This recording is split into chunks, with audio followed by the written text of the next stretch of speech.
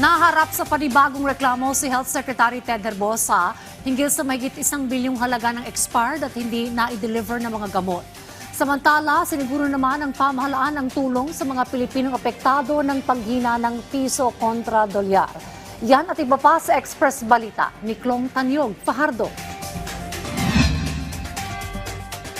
Tiniyak ng administrasyon ni Pangulong Ferdinand R. Marcos Jr. na may mga hakbang na ipinatutupad ang pamahalaan para mabawasan ang epekto ng paghina ng piso kontra dolyar. Ayon kay Palace Press Officer at PCO Undersecretary Claire Castro, hindi ito ninais ng pamahalaan at ito ay epekto ng mga geopolitical tension sa pagitan ng US, Israel at Iran sa gitnang silangan. Alam po natin ang ginagawa ng Pangulo at ng administrasyon na ito upang maibsan po ang impact ng epekto nitong sigalot sa Middle East.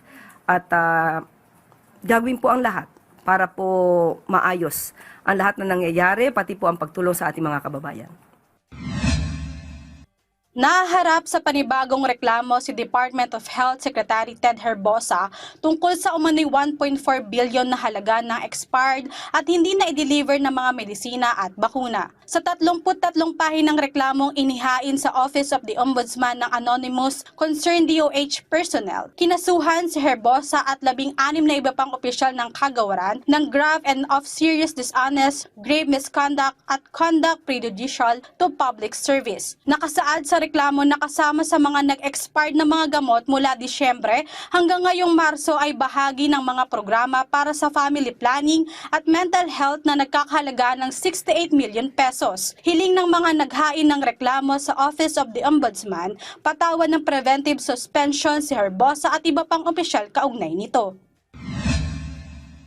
Sa ibang balita, isang miyembro ng New People's Army o NPA ang nasa kote ng mga otoridad sa isinagawang operasyon sa Occidental Mindoro noong Linggo, March 29. Ayon sa inisyal na ulat mula sa 203rd Infantry Bantay Kapayapaan, habang nagsasagawa ng operasyon ng 60th Infantry Kaagapay Batalyon sa sitio sa Lafay ng Barangay Monteclaro, nagkaroon sila ng engkwentro laban sa humigit kumulang na 15 miyembro ng NPA. Dahil sa nangyaring sagupaan sa pagitan ng NPA at militar, 2 ang sugatan na agad namang dinala sa AFP Medical Center. Sa kasamaang palad, isang first lieutenant ang nasawi habang nakikipaglaban. Nagbigay naman ng simpatya ang sandatahang lakas ng Pilipinas sa kanilang pamilya.